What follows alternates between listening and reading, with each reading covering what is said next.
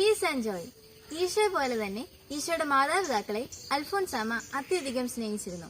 പരിശുദ്ധ കന്യാമറിയത്തെപ്പറ്റി സ്വന്തം മാതാവ് എന്ന് യഥാർത്ഥത്തിൽ പറയാം എന്ന് നമ്മൾ പറയാറുണ്ടായിരുന്നു. അവളുടെ സഭാവസ്ത്ര സ്വീകരണത്തിന് അമലോത്ഭവത്തിന്റെ അൽഫോൻസ എന്ന നാമമാണ് അവൾ സ്വീകരിച്ചത്. അവൾ ആത്മീയ ബലിയായി സ്വയം ദിവ്യനാഥന് സമർപ്പിച്ചതും ദൈവജനനിയുടെ പ്രത്യേക മധ്യസ്ഥതയിലായിരുന്നു. എല്ലാ ദിവസവും മാതാവിന്റെ രൂപത്തിനു മുമ്പിൽ പുഷ്പങ്ങൾ ചാർത്താൻ അവൾ പ്രത്യേകം ശ്രദ്ധിച്ചിരുന്നു.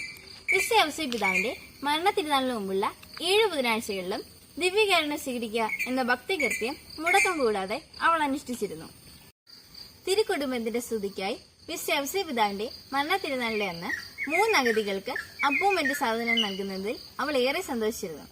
നമുക്കും വിശുദ്ധ അൽഫോൻസാമ്മയെ പോലെ പരിശുദ്ധ കന്യാമറിയത്തെയും വിശുദ്ധ ഔസേപ്പ് പിതാവിനെയും സ്നേഹിക്കാനും ചെറിയ ചെറിയ ത്യാഗപ്രവൃത്തികൾ ചെയ്യാനും ശ്രദ്ധിക്കാം.